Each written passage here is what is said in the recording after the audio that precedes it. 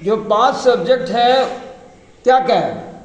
Math है, हिंदी है, science है, पर्यावरण है या इंग्लिश है।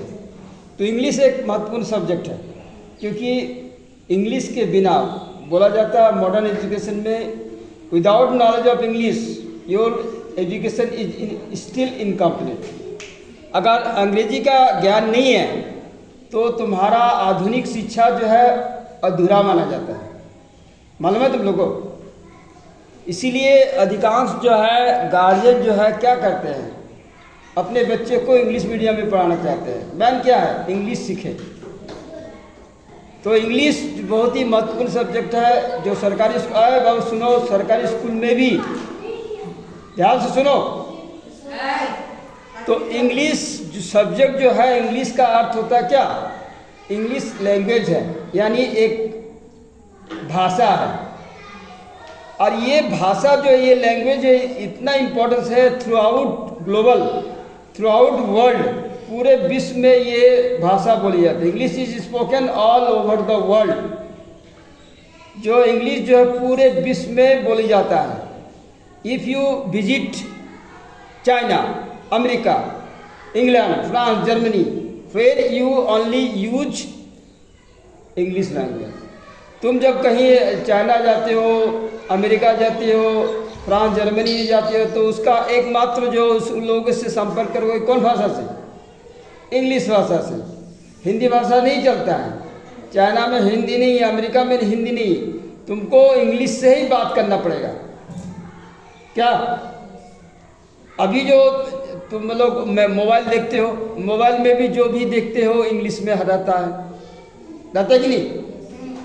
तो इंग्लिश बहुत ही इम्पोर्टेंट सब्जेक्ट है, इस पर ध्यान देना है सभी स्टूडेंट को।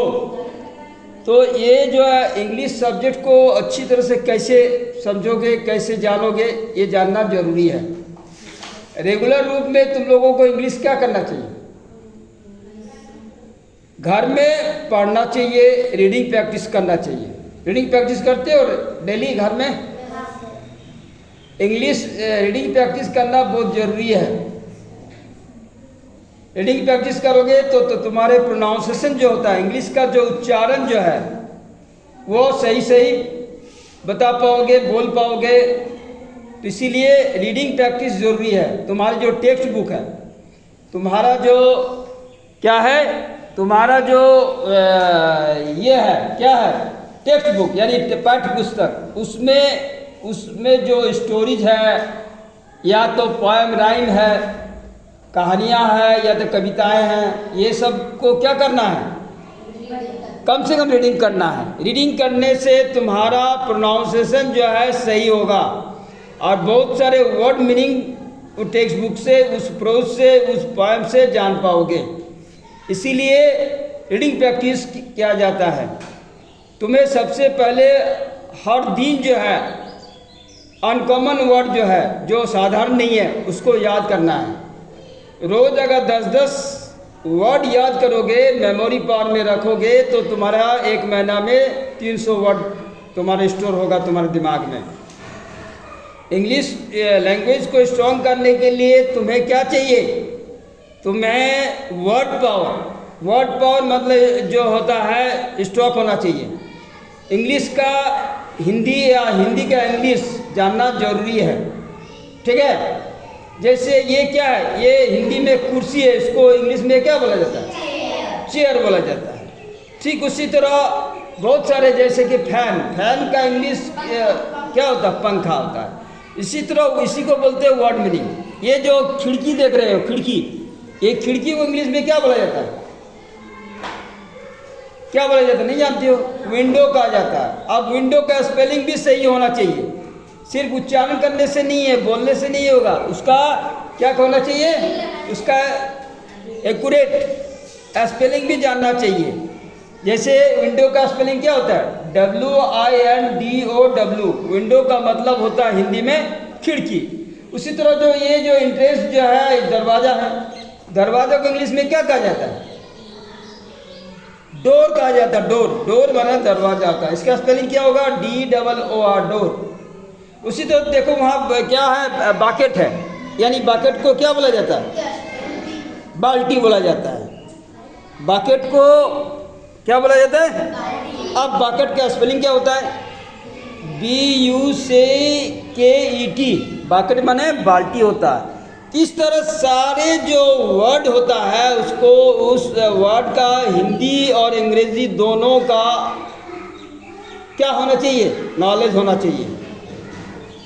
कोई भी हिंदी जानते हैं उसका इंग्लिश क्या होता है, उसको ट्रांसलेट करना है, अनुवाद करना है।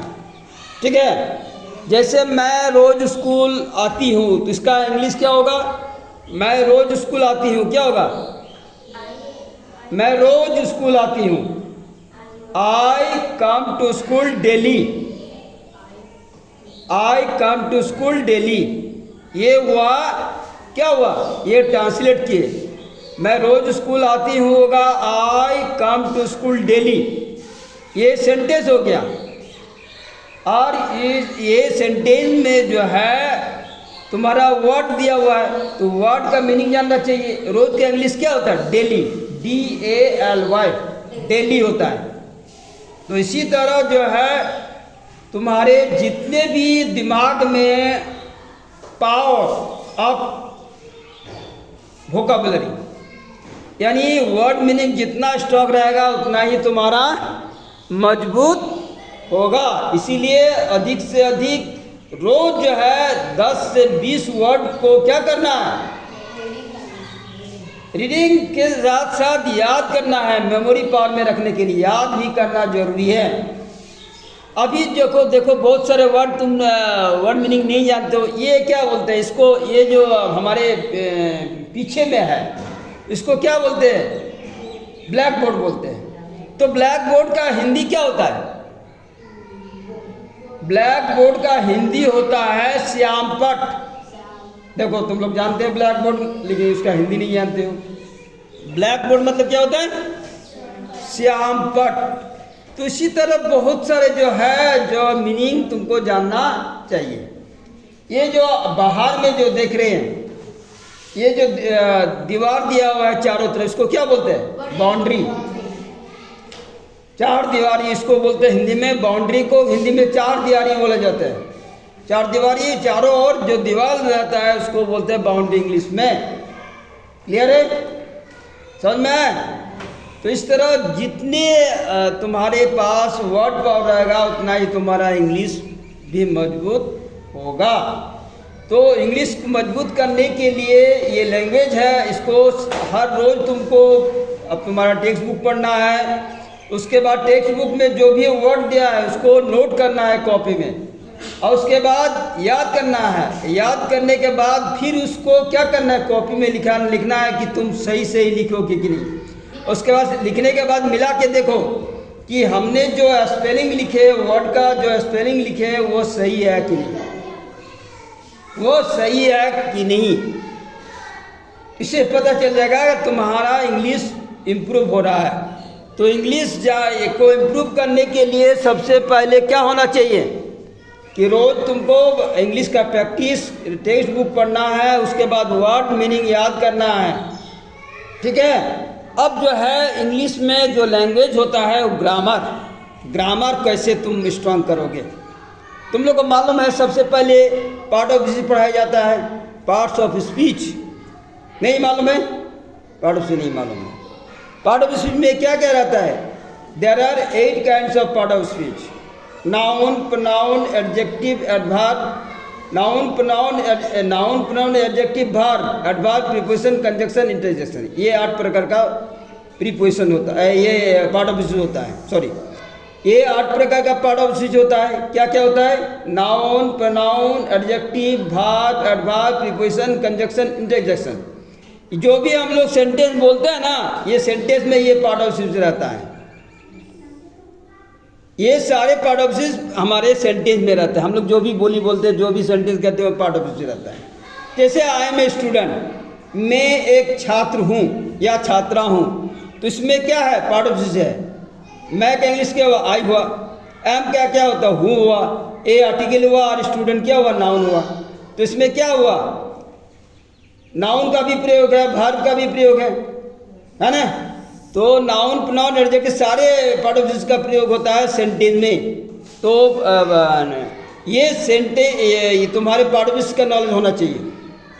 क्लियर है? पार्ट ऑफ स्पीच का नॉलेज होना चाहिए। सबसे पहले प्राइमरी से एजुकेशन में जो है सबसे पहले पार्ट ऑफ स्पीच का नॉलेज होना चाहिए, क्योंकि ये पार्ट ऑफ स्पीच भी जो है तुम्हारे सेंटेंस बनाने में मदद करता है। ठीक है? जैसे यू आर ए गर्ल, तो इसमें जो है यू क्या है तुमको मालूम होना चाहिए। यू जो है प्रोनाउन है,